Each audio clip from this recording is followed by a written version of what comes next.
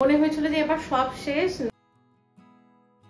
দেখতে পাও যে কোনো রেজাল্ট তুমি পাচ্ছ না। ধীরে ধীরে পটানোর এক্সপার্ট, পরকে গালিগালাজ শুরু করেছি। ইনস্টাগ্রামে ফালতু মেয়ে হওয়ার মতন কোন কাজটা করেছি? এটা কি? আমি এই চ্যানেলটাকে আর এগিয়ে নিয়ে যেতে পারবো না। আমি নাকি শরীর দেখিয়ে ইনকাম করছি, মানে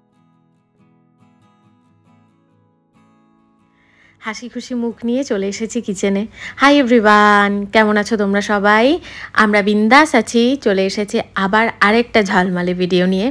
তোমরা কেমন আছো অবশ্যই আমাকে কমেন্ট করে জানাও। অনেক দিন পর একটা ভিডিও বানাচ্ছি, আশা করছি ভিডিওটা দেখতে তোমাদের বেশ ভালো লাগবে। সন্ধে অনেক আগেই হয়ে গেছে, বাজে এখন ওই 8টা 10-15 মতন।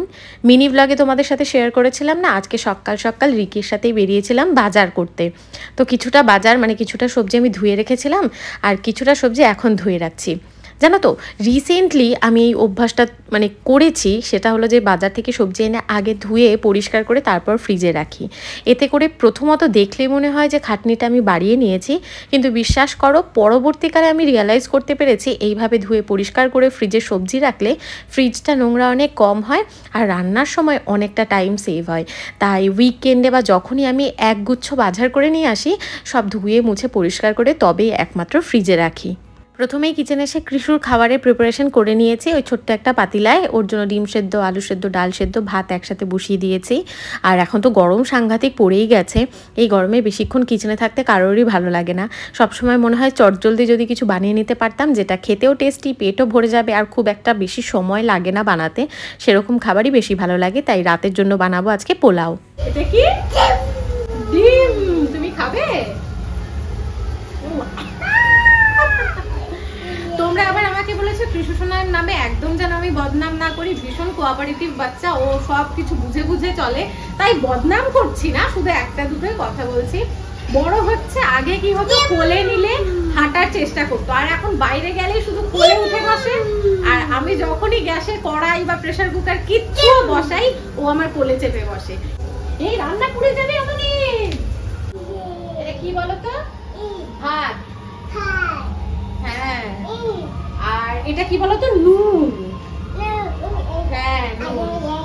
হ্যাঁ, কি এটা? কি ভাত খাবে?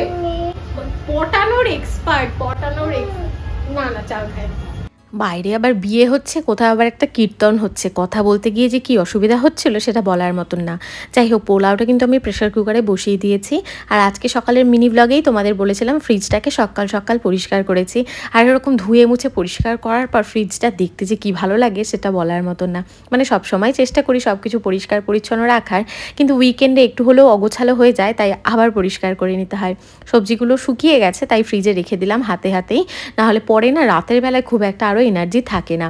এখানে আমি দইটাকে একটু রায়তা মতন বানিয়ে নিচ্ছি, মানে পাতলা মতন বানিয়ে নিচ্ছি। প্রথমে দইটাকে ফেটিয়ে নেব, তারপর পরিমাণ মতন চাট মশলা, সামান্য পরিমাণে শুকনো লঙ্কার গুঁড়ো, নুন দিয়ে আর একটু মিক্স করে পরিমাণ মতন জল দিয়ে মিক্স করে নিলেই পাতলা পাতলা রায়তা তৈরি হয়ে যাবে।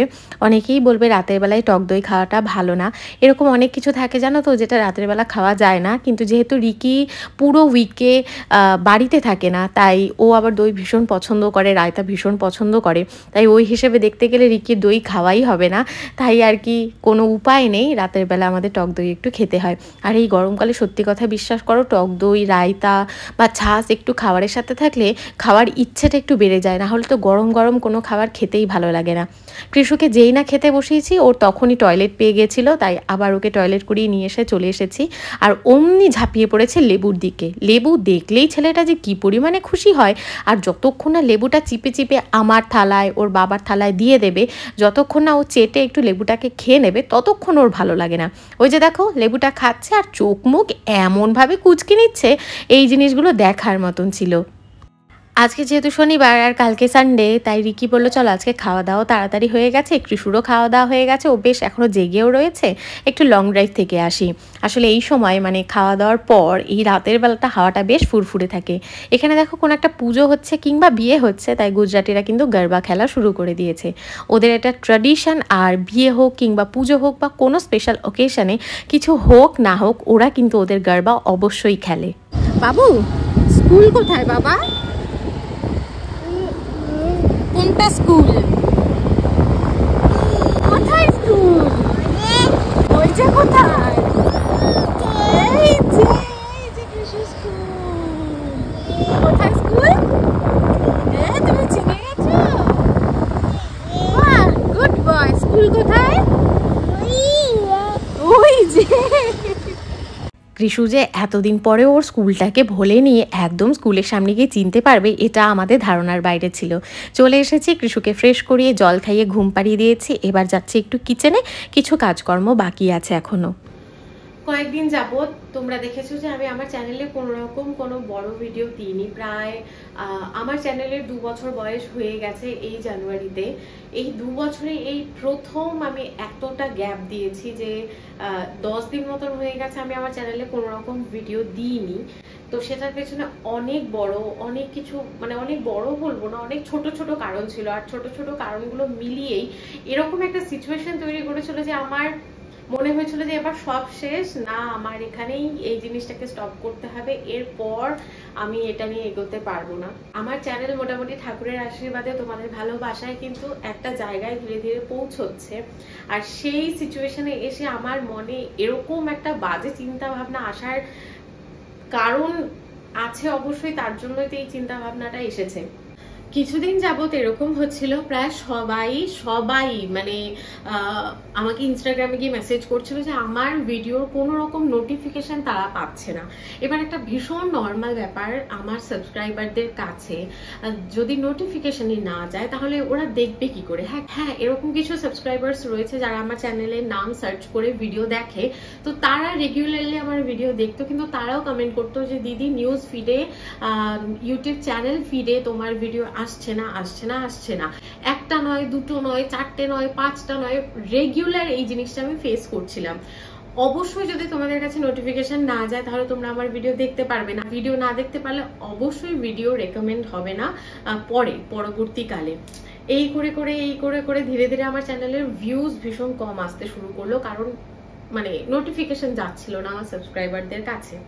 এবার দেখো, চ্যানেলের শুরুর দিন থেকে এখনো অবধি আমি যে পরিমাণে খাটনি করে চলেছি, আমি কোনো সিম্পাথির জন্য না, আমি জাস্ট ফ্যাক্ট গুলো বলছি যে পরিমাণে আমি খাটনি করে চলেছি, একা হাতে সবটা সামলে চলেছি, তারপরে মানে এতটা হাড় ভাঙা খাটনির পরে যখন তুমি রেজাল্ট একদম 0 পাও, তুমি কাজ করেই চলেছো ইউ আর গেটিং 0 রেজাল্ট, তখন না ধীরে ধীরে মন ভাঙতে শুরু করে। সারাদিনে প্রচুর রকম খাটনি হয়। দেখো, সংসার সামলানো, বাচ্চা সামলানো, ইউটিউবের ভিডিও ক্রিয়েট করা, ভাবনা রাখা যে না আমি এই ভিডিওটা বানাবো, এই কন্টেন্টটা আমি এইভাবে শুট করবো, এইভাবে আমি প্রেজেন্ট করতে চাই, এডিট করা, ভয়েস ওভার দেওয়া, আপলোড করা, তোমাদের কমেন্টে রিপ্লাই করা, সমস্ত কিছু আমি একা হাতে মেনটেন করি। তো আমার ভীষণ খাটনি হয়। হ্যাঁ, আমি কোনোদিন এই কথাগুলো বলবো ভাবিনি, বাট তোমরা জানতে চেয়েছো যে কি কারণে আমি এতদিন ভিডিও দিইনি, তার জন্য এই কথাগুলো ভীষণ ফ্র্যাঙ্কলি আমি শেয়ার করছি। তো ভিউজ আসছিল না, এটা অবশ্যই আমার একটা মন খারাপের কারণ ছিল। তুমি যখন প্রচুর খাটনি করো, নিজের সর্বস্ব দিয়ে খেটে যাও, অ্যান্ড হঠাৎ করেই তুমি দেখতে পাও যে কোনো রেজাল্ট তুমি পাচ্ছ না, ধীরে ধীরে একটু খারাপ লাগা তো তৈরি হবেই। তো সেই একটা খারাপ লাগা তৈরি হচ্ছিল আমার। অ্যান্ড দেন মানে কিছু মানুষ, আমি বলবো কি বলবো, ইন্টেনশনালি আমাকে টার্গেট করে শুধুমাত্র আমার কাজ নেই না, মানে আমার কাজ বাদে আমাকে পার্সোনালি অ্যাটাক করা শুরু করে। এবার দেখো, যখন আমি সোশ্যাল মিডিয়ায় কন্টেন্ট বানানো শুরু করি, ভিডিও বানানো শুরু করি, আই ওয়াজ মেন্টালি প্রিপেয়ার্ড যে আমাকে নেগেটিভ কমেন্ট ফেস করতে হবে। এটা সবাই এই জিনিসটা কিন্তু প্রিপেয়ার হয়েই সোশ্যাল মিডিয়াতে ভিডিও পাবলিশ করা বা কন্টেন্ট ক্রিয়েট করা শুরু করে। I was also prepared for this. কিন্তু after all we all are human being, আমরা প্রত্যেকে মানুষ, ইমোশনের উপর মানুষের হাত থাকে না। কোন সিচুয়েশনে যে কোন ইমোশন তোমার কাজ করবে এটা হয়তো এই মুহূর্তে দাঁড়িয়ে আমি নিজেও বুঝতে পারছি না, বা নিজেও বলতে পারবো না, গ্যারেন্টি দিতে পারবো না। কিছু মানুষ এমন ভাবে আমাকে পার্সোনালি অ্যাটাক করতে শুরু করেছে না, মানে কি বলবো, যেটার কোনো মানে হয় না। কেউ আমাকে ধরো ফোন নাম্বার চাইছে আমার, আমি অবশ্যই সোশ্যাল মিডিয়ায় আমার ফোন নাম্বার কাউকে দিতে পারবো না, এটা ভীষণ অবভিয়াস একটা ব্যাপার। তো ইনস্টাগ্রামে গিয়ে আমাকে গালিগালাজ শুরু করেছে, ইনস্টাগ্রামে গিয়ে আমাকে উল্টো পাল্টা কথা বলা শুরু করেছে। কেউ তো আবার পাবলিকলি আমার ভিডিওর কমেন্ট সেকশনে এসে বলছে আমি ফালতু মেয়ে। কেন আমি ফালতু মেয়ে হওয়ার মতন কোন কাজটা করেছি যে আমাকে এই কথাটা শুনতে হবে? আমার চ্যানেলে কোনো রকম কোনো কি বলবো অসভ্যতামি নেই, নোংরামি নেই, আমি জানি আমি কি কন্টেন্ট ক্রিয়েট করছি, তোমরা দেখতে পাচ্ছ আমি কি ধরনের কন্টেন্ট বানাই। আমি ডেইলি ব্লগিং করি, বাচ্চা নিয়ে ভিডিও বানাই, এর মধ্যে আমি অসভ্য মেয়ে, ফালতু মেয়ে কোথা থেকে হলাম? ইট ওয়াজ পেইনিং মি সো মাচ। এত আমাকে কষ্ট দিচ্ছিল ভেতরে ভেতরে যে মানুষ আমাকে এত বাজে মেয়ে হিসেবে কেন দেখছে, আমি কি ভুল কাজ করেছি। মানে আমি এত পরিমাণে ভাবনা চিন্তা শুরু করেছিলাম যে আমি মেন্টালি ভীষণ পরিমাণে সিক হয়ে যাচ্ছিলাম। মানে আমার একটা মেন্টাল হেলথ তো মানুষের থাকে, সেটা ভীষণ পরিমাণে ডিস্টার্ব হয়ে যাচ্ছিল। এবার যদি একটা মানুষ মেন্টালি স্টেবল না থাকে না, ঠিকঠাক ভাবে মানসিকভাবে ঠিকঠাক ভাবে সে খুশি না থাকে, তাহলে তার পরিবারকেও সে খুশি রাখতে পারে না।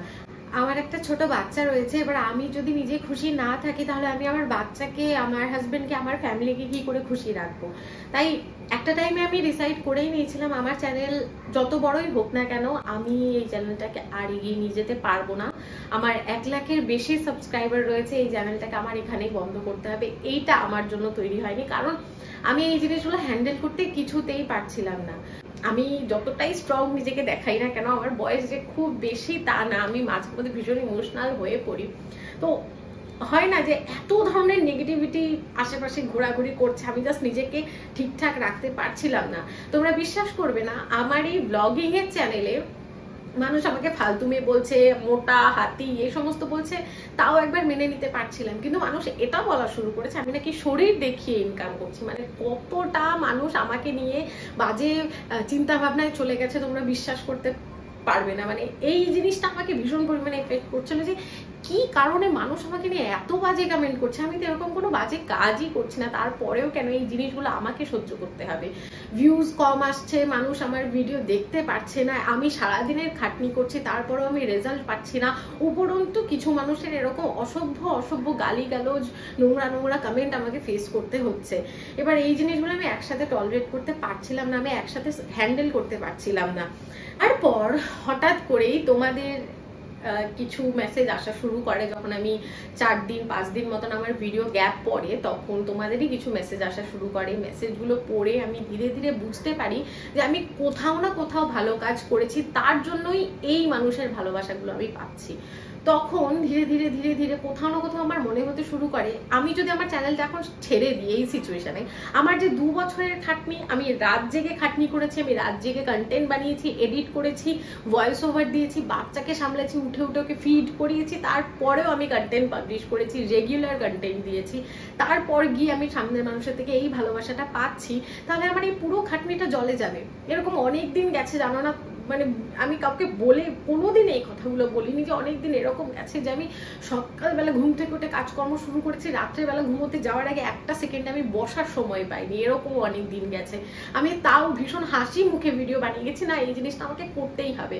কতটা পরিমাণে মানুষ আমাকে বাজে কমেন্ট করলে আমি কতটা ইফেক্টেড হতে পারি, তাহলে তোমরা বুঝতে পারছো যে কতটা পরিমাণে নেগেটিভিটি আমি পাচ্ছিলাম, যে আমি আর হ্যান্ডেল করতে পারছিলাম না।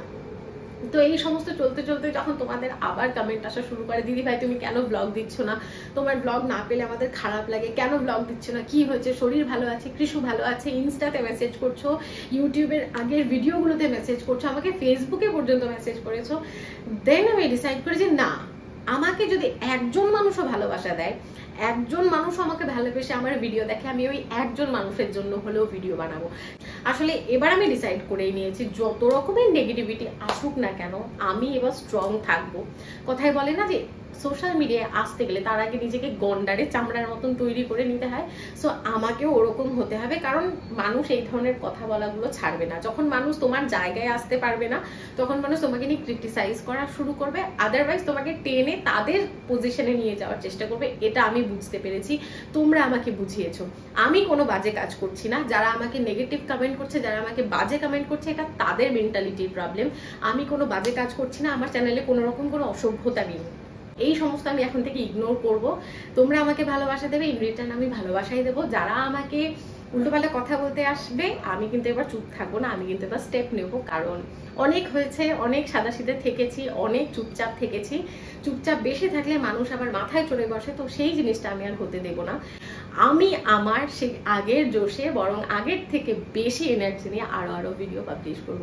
তো এই ছিল মেনলি আমার কারণ, যেই কারণে আমি ভিডিও পাবলিশ করা বন্ধ করে দিয়েছিলাম। ভেবেই নিয়েছিলাম চ্যানেলটা আমি বন্ধ করে দেব, বাট ফাইনালি তোমাদের ভালোবাসায় আমি আবার ফিরতে পেরেছি, এনার্জি পেয়েছি, আর আগের থেকেও বেশি এনার্জি চলে এসেছে। আশা করছি এখন কিন্তু সুন্দর সুন্দর আরো ভিডিও আসবে আর তোমাদের মন আমি আবার জয় করে নিতে পারবো। যদি তোমাদের কাছে নোটিফিকেশন না যায় সেই সিচুয়েশনে প্লিজ দুপুর 3টের সময় একদিন গ্যাপে মানে কালকে সানডের দিন আমি এই ভিডিওটা পাবলিশ করব। সানডে আবার মানডে বড় ব্লগ আসবে না, টিউসডেতে আসবে। তো একদিন গ্যাপে যদি তোমাদের কাছে নোটিফিকেশন না যায় তাহলে প্লিজ আমি রিকোয়েস্ট করছি একবার সার্চ করে দেখবে ফ্যামিলি স্ক্রাইব দিয়ে যে ব্লগ এসেছে কিনা। আশা করছি ব্লগটা পেয়ে যাবে। চলো আজকের ভিডিওটা এখানেই শেষ করছি। Bye bye, good night and take care. তোমাদের সাথে দেখা হবে কালকে একটা নতুন ঝলমালি ভিডিওতে।